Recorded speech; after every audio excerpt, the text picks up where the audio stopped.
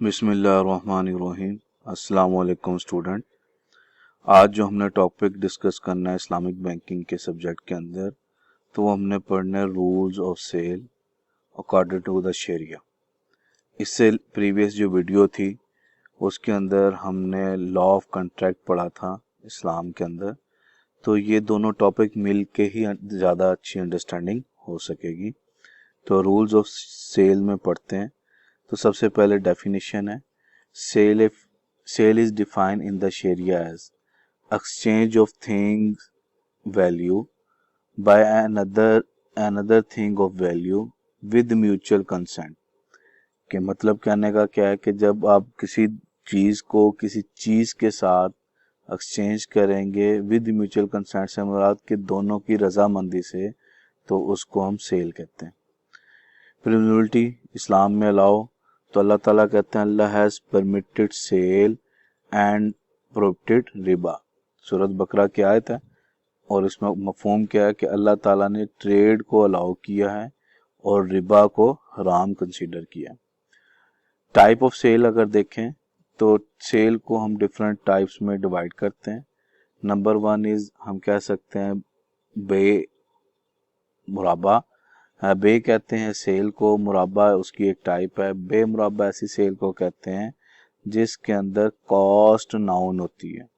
Cost noun होने से मुराद क्या है कि शॉपकीपर या ट्रेडर बताएगा कि ये चीज़ मैंने कितने की खरीदी है, आपको कितने की। इन सिंपल वर्ड के ट्रेडर जो है दोनों पार्टीज को, कस्टमर को अपना प्रॉफिट मार्जिन जो है वो बताएगा। ठीक है, तो उसको हम बेमुराबा कहते हैं। तो refer to sale in which cost and sale price is known by buyer, के प्रॉफिट मार्जिन उसको पता होगा, तो उसको हम बेमुराबा कहते हैं। बेमुसवामा, तो बेमुसवामा हम ऐसी सेल को कहते हैं जिसके अंदर प्रॉफिट मार्जिन नहीं पता होता। बायर को सिर्फ हम प्राइस बताते हैं, which cost price is not noun. हम उसको कॉस्ट नहीं बताते, प्राइस मेंशन करते हैं कि ये चीज इतने की देंगे, तो उसको हम बेमुसवामा कहते हैं। थर्ड हमारे पास आता है बेमुकायदा। बेमुकायदा हम मोस्टली अब तो हमारे यहाँ पाया नहीं जाता, लेकिन आपको याद हो कन्वेंशनल के अंदर हम एक वर्ड यूज करते थे, बार्टर सेल।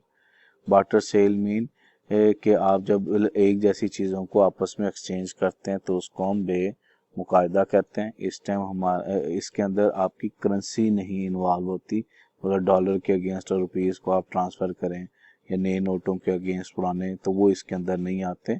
उसके लिए जो नेक्स्ट टाइप है दैट इज कॉल्ड बेसरफ। तो बेसरफ के अलग रूल्स एंड रेगुलेशन है। बेसरफ के अंदर gold, silver, currency, even price bond की कोई भी ऐसी चीज जो as a currency mode of exchange use हो सकती है, उसको हम बेसरफ के रूल्स एंड रेगुलेशन के मुताबिक फॉलो करते हैं। बेसलम एंड बेस्तस्ना, ये दो स्पेशल टाइप ऑफ सेल हैं जो हज़रत सल्लल्लाहु अलैहि वसल्लम ने अलाउ की हैं। तो बेसलम ऐसी सेल होती है जिसके अंदर हम सारी की सारी पेमेंट ऑन स्पॉट दे देते हैं एडवांस में, विच payment is spot while goods deliver on deferred. ठीक है, और बेस्तस्ना भी यही होता है कि इसके अंदर भी जो प्रोडक्ट्स होते हैं वो ट्रांसफरेबल या कमोडिटी जो होती हैं बिफोर एग्जिस्टेंस। अब इन दोनों में डिफरेंस थोड़ा सा समझ लें। बेसलम हो या बेस्तस्ना हो, इसके अंदर डिलीवरी जो होगी वो फ्यूचर में होगी। तो फिर डिफरेंस क्या हुआ, बेसलम के अंदर सारी की सारी पेमेंट जो है ऑन स्पॉट मीन एडवांस में होगी, फुली पेमेंट। ठीक है, और बेस्तस्ना के अंदर ये ऑप्शन होती है कि आप फुल पेमेंट इन एडवांस भी दे सकते हैं, इंस्टॉलमेंट में भी कर सकते हैं। ठीक है, और eight the time of transaction भी कर सकते हैं, लेकिन eight the time of bargaining हम डिसाइड कर लेते हैं टोटल अमाउंट कितनी होगी, उसका पैटर्न ऑफ पेमेंट क्या होगा, मेथड क्या होगा और डिलीवरी कब होगी। उसके बाद बेमुअज्जल। बेमुअज्जल हमारे यहाँ ऐसी सेल को कहते हैं जिसको हम सिंपल वर्ड में क्रेडिट सेल कहते हैं, जिसके अंदर आप क्या करते हैं, पेमेंट डिलीवरी जो होती है ऑन स्पॉट होती है, डिलीवरी ऑन स्पॉट, लेकिन पेमेंट जो होगी वो डेफर्ड होगी, जिसको हमारे यहाँ नॉर्मल क्रेडिट सेल कहा जाता है। तो इनके दरमियान थोड़ा थोड़ा डिफरेंस है जो कि आपको अंडरस्टैंड रखना है। नेक्स्ट हम देखते हैं टाइप ऑफ सेल के बाद हम इसकी और टाइप करते हैं इसकी अवेलेबिलिटी के ऊपर कि ये इस्लाम के अंदर अलाउ भी है कि नहीं है। तो उसमें हम 4 तरह की सेल कंसीडर करते हैं। उसमें सबसे पहली जो होती है उसको बेसही भी कहा जाता है, कुछ बुक्स के अंदर इसको टाइप ऑफ सेल कहा जाता है, कुछ में इसको टाइप ऑफ कंट्रैक्ट कहा जाता है। वैलिड सेल या वैलिड कंट्रैक्ट है, वाइड या नॉन एग्जिस्टिंग सेल है बेबातिल, और existing sale but void due to the defective बेफासिद। और थर्ड वर्ड आती है वैलिड बट डिसलाइक सेल बेमकरूहा, ऐसी सेल जो कि इस्लाम के अंदर अलाउ है बट इस्लाम में पसंदीदा नहीं समझी जाती। जस्ट लाइक मुराबा जो हम करते हैं वो इस्लाम अलाउ करता है बट उसको पसंद नहीं करता।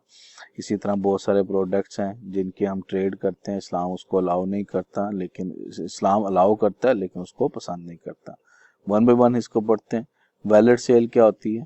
वैलिड सेल जिसको हम बेसही कहते हैं, valid sale is valid if all element together with their condition are present. All element together mean element कौन से एलिमेंट जो कि कंट्रैक्ट के लिए कंपलसरी हैं, वो अगर एलिमेंट सारे पूरे हो जाएं तो उसको हम वैलिड सेल कहते हैं। एलिमेंट ऑफ वैलिड सेल कौन कौन से हैं? सबसे पहले कंट्रैक्ट, अकद होना चाहिए। अकद के लिए अपनी कंडीशंस हैं जो हमने प्रीवियस वीडियोस के अंदर पढ़ ली थी कि दोनों पार्टीज एग्री होनी चाहिए, मैच्योर होनी चाहिए, दोनों में अंडरस्टैंडिंग होनी चाहिए। उसके बाद सब्जेक्ट मैटर होना चाहिए। सब्जेक्ट मैटर से मुराद कि आप जिस चीज़ की सेल की डेफिनेशन में था कि दो चीज़ों की एक्सचेंज, तो दो चीज़ें एग्जिस्ट करती हैं। मसलन कार परचेज कर रहे हैं, कार दे के पैसे ले रहे हैं, ठीक है, घर में रह रहे हैं उसका रेंट दे रहे हैं, तो ये सब्जेक्ट मैटर है। इसको फर्दर हम डिटेल से भी डिस्कस करेंगे। सब्जेक्ट मैटर का होना ज़रूरी है। प्राइस मुतय्यन होना ज़रूरी है, तमाम कि जो आप मोड ऑफ एक्सचेंज के एक चीज़ के बदले दूसरी चीज़ क्या हो रही है, ठीक है, और उसके पोजीशन और डिलीवरी, और ये कागज़ों में नहीं होनी चाहिए, ऑनरशिप ट्रांसफ़र होनी चाहिए। अब वो ऑनरशिप जो है आपकी वो फिजिकल भी हो सकती है और नॉन फिजिकल भी हो सकती है। तो वैलिड सेल। उसके बाद हमारे पास सेकंड आती है वाइडेबल सेल जिसको बेफासिद कहते हैं।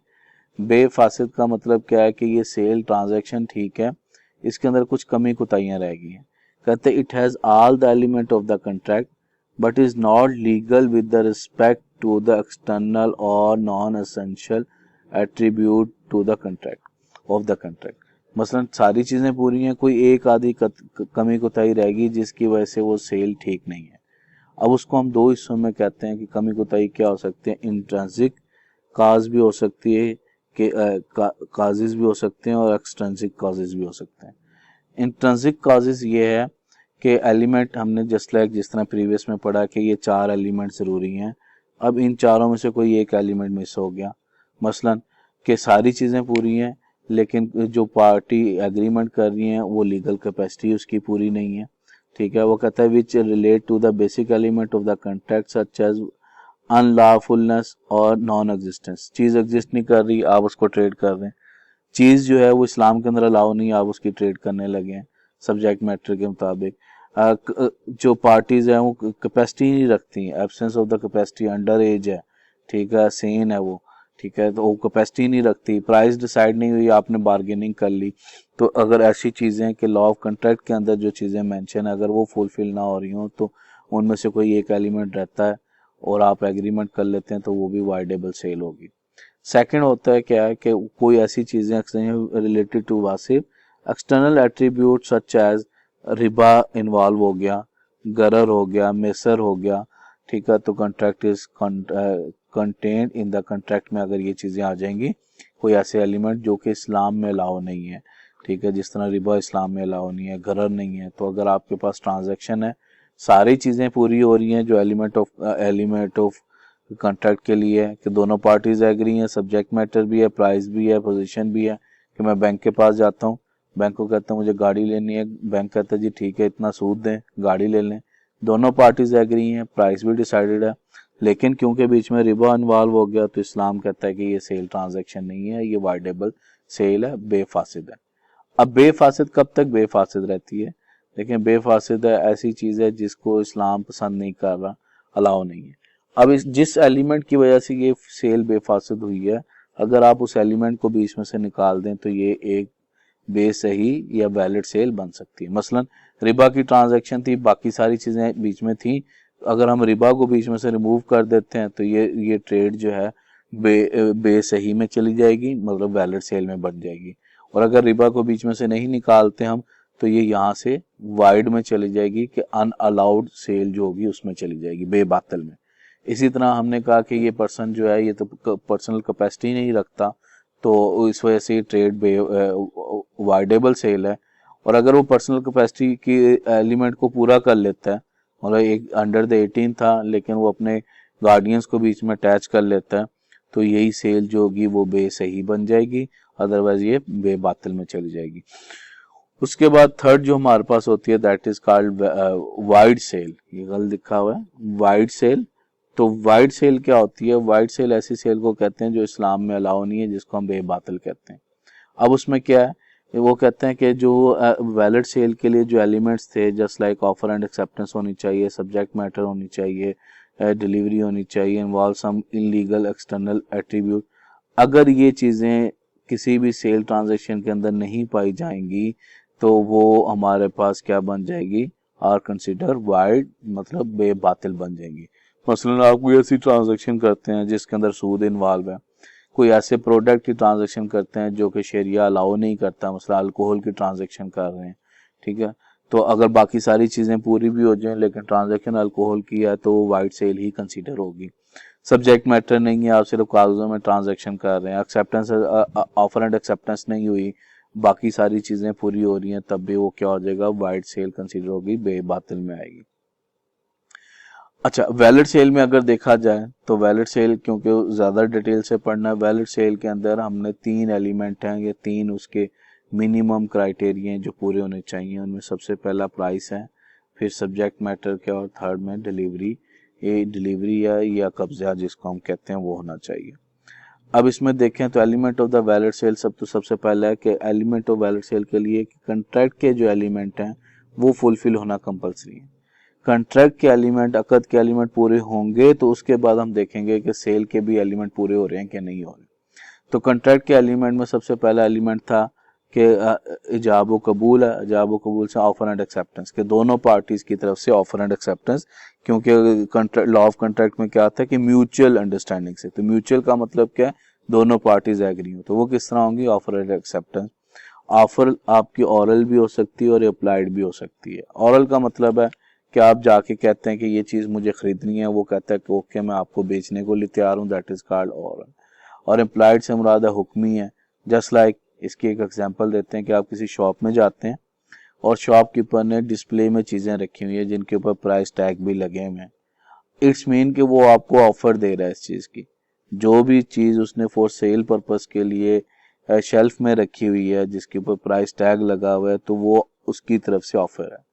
आप जब उस चीज़ को शेल्फ से उतार लेंगे, शेल्फ से उठा लेंगे, तो इट्स मीन आपने उस ऑफर को एक्सेप्ट कर लिया, तो इसको हम कहते हैं अप्लाइड ऑफर, ठीक है। तो ऑफर एंड एक्सेप्ट। उसके बाद बायर एंड सेलर जो है वो मस्ट बी कैपेबल होना चाहिए according to the law, mature होने चाहिए, सेन होने चाहिए, मतलब अपने होशो हवास में होना चाहिए।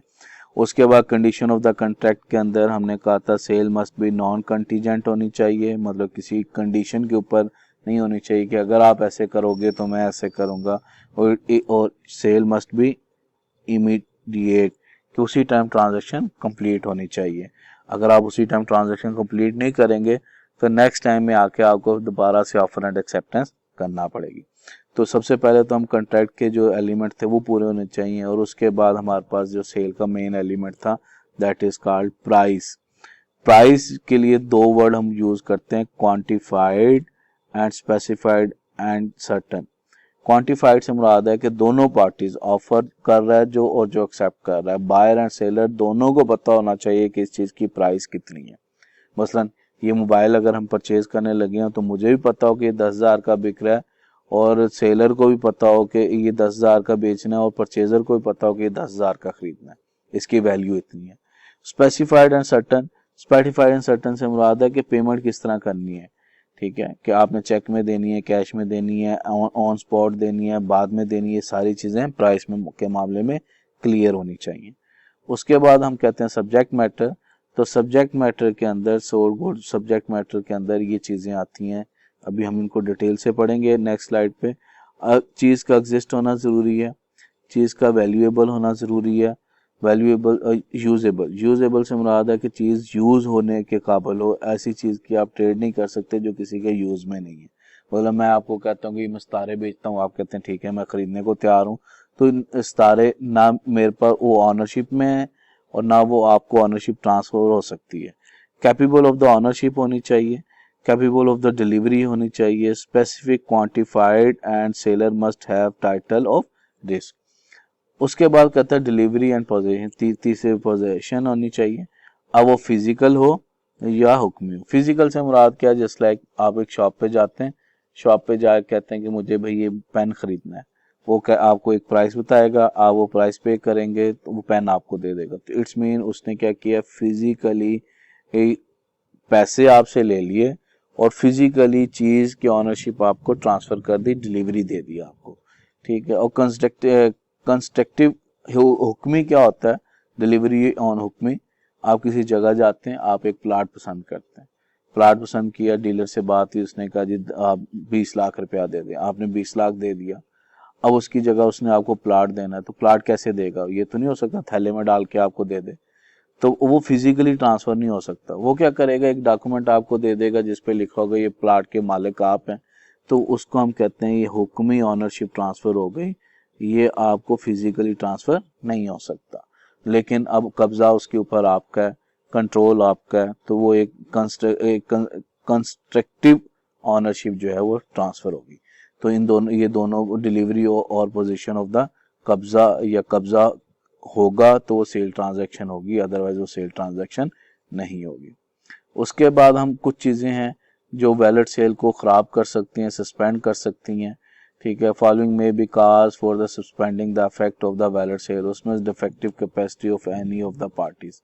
मतलब ट्रांजैक्शन की, ट्रांजैक्शन कर ली, अभी वो फुलफिल नहीं हुई, तो पता चला कि वन साइड का जो पर्सन है वो तो मेच्योर नहीं है, तो वो वैलिड ट्रांजैक्शन जो थी वो आपकी वाइड हो जाएगी। या पता चला जिसके साथ ट्रांजैक्शन की है वो अपने होशोवास में नहीं है, तो वो ट्रांजैक्शन वैलिड नहीं।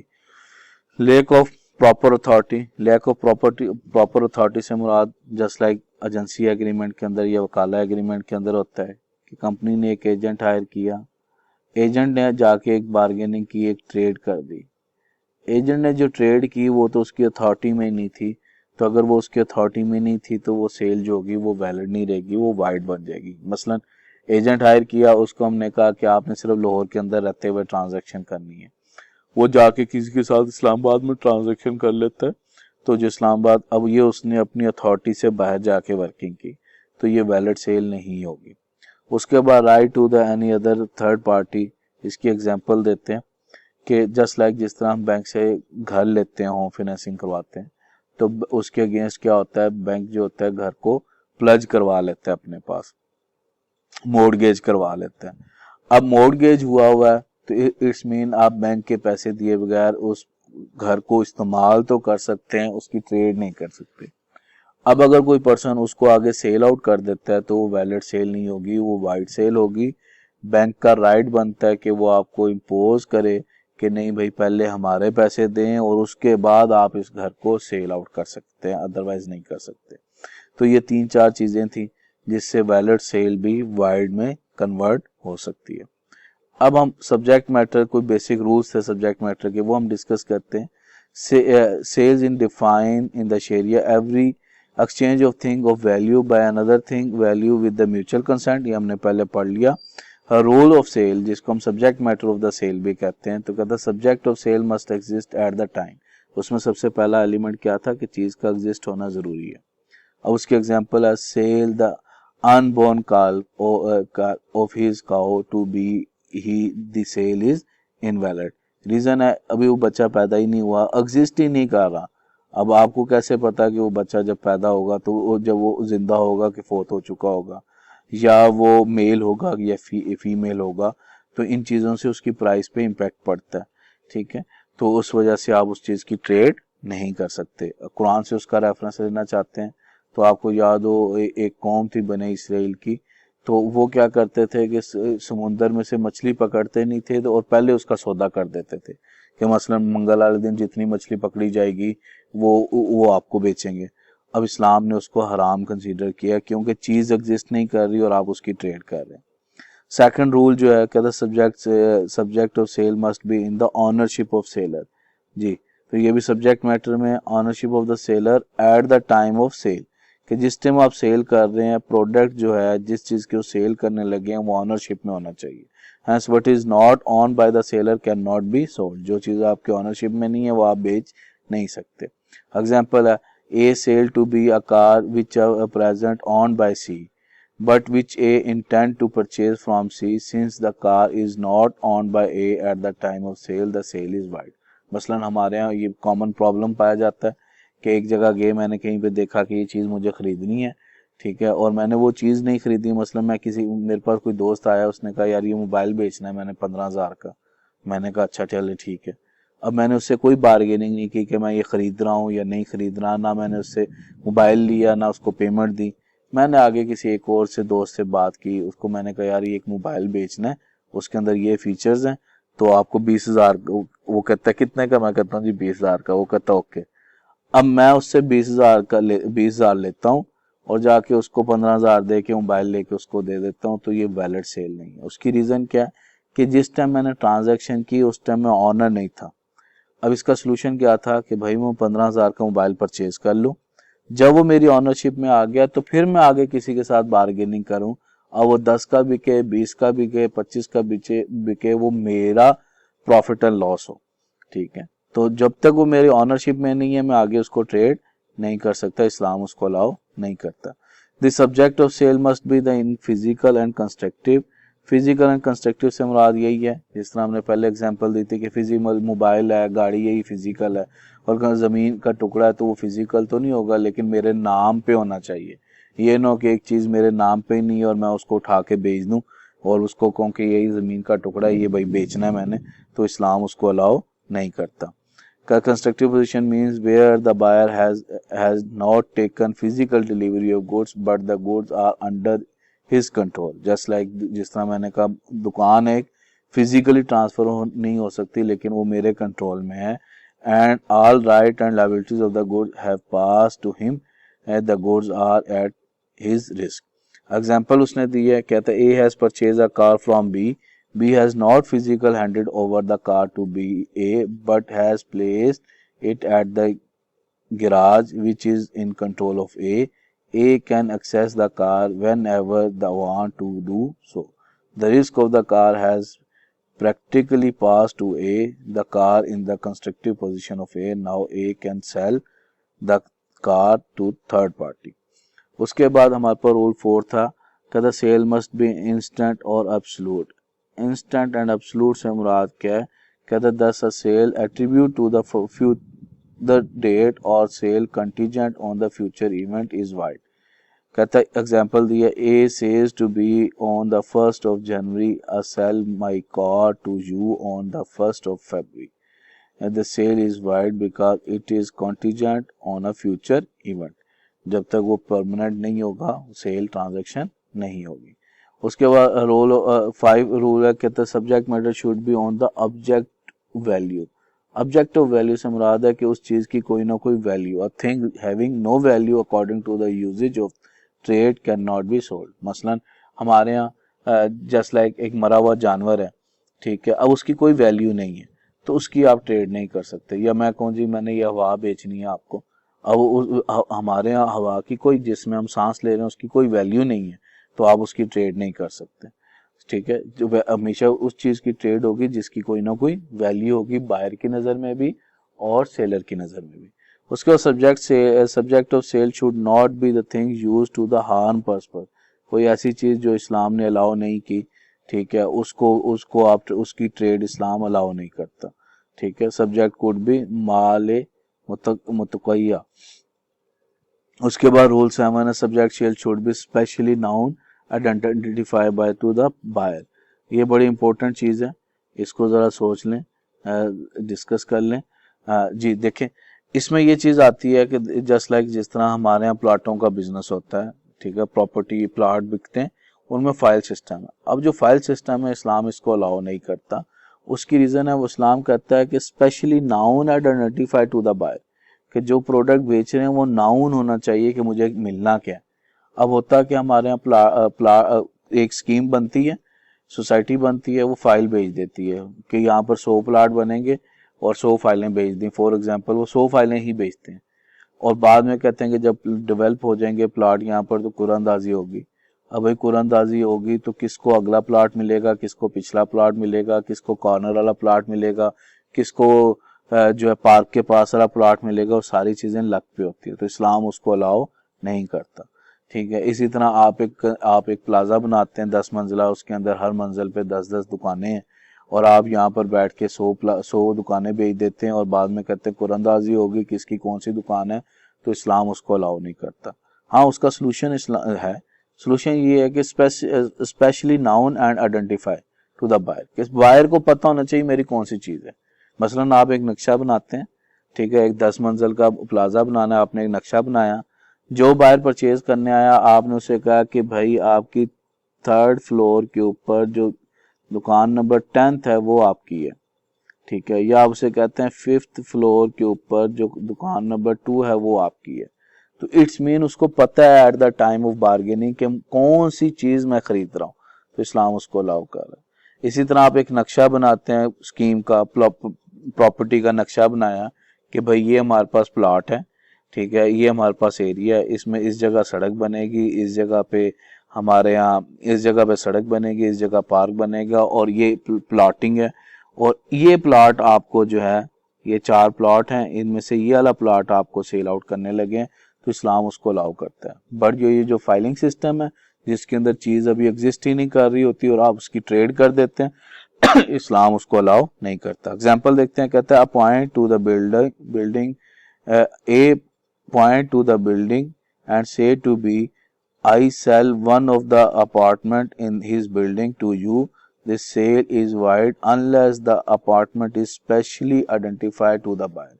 Specially identified to the buyer से मुराद है कि वो उसको बताए कि किस फ्लोर के ऊपर कितना नंबर जो आपका अपार्टमेंट होगा वो आपका।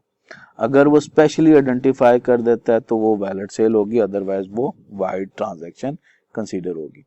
रूल 8 में कहता है delivery of the sold commodity to buyer should be certain and should not depend on the contingency choice. मतलब डिलीवरी हो सकती हो बार्गेनिंग, ये ना हो कि वो एक कंटीजेंसी के ऊपर हो। Just like for example a sale his stolen car to the person in hope that he will manage to get it back, the sale is void. 9 में certainty of price is necessary, a condition for the validity of certainty of price से मुराद price एक fix होनी चाहिए, उसमें change नहीं होना चाहिए। For example a says to be if you pay in 1 month the price is 50 but if you pay in 2 months the price is 55, the price is uncertain and the sale is void. क्योंकि ये जो 55 के ऊपर आप 5 extra ले रहे हैं ये रिबा कंसीडर हो जाएगा।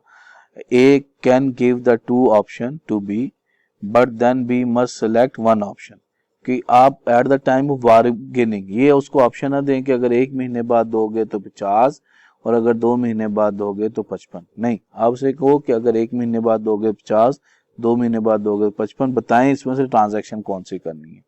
वो बी या तो इसको चूज करे या इसको चूज करे।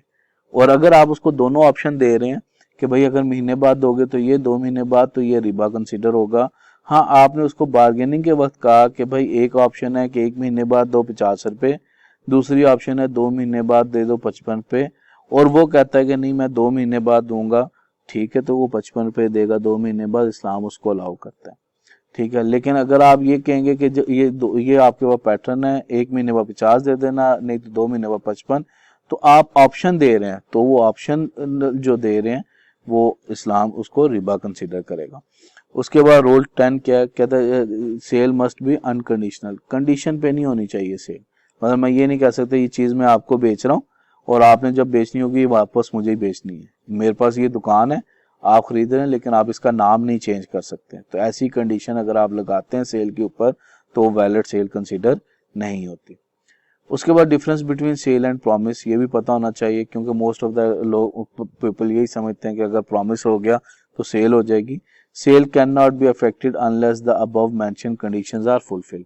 वो अबव मेंशन कंडीशन क्या थी, सब्जेक्ट मैटर का पूरा होना, प्राइस का पूरा होना, पता होना और डिलीवरी होना, अगर वो चीज़ें पूरी नहीं होंगी तो वो सेल ट्रांजैक्शन नहीं है। But once can promise to sale something which is not owned by him. आप प्रॉमिस कर रहे हैं एक चीज़ मेरे पास है ही नहीं, उसके प्रॉमिस कर सकते हैं, सेल नहीं कर सकते। मसलन मैं आपको कहता हूँ कि भाई मैं आपको ये घर बनाकर बेचूंगा, ठीक है, प्रॉमिस करता हूँ घर बनाऊंगा आपको ही बेचूंगा, तो ये सेल ट्रांजैक्शन नहीं हुई, एक प्रॉमिस हुआ।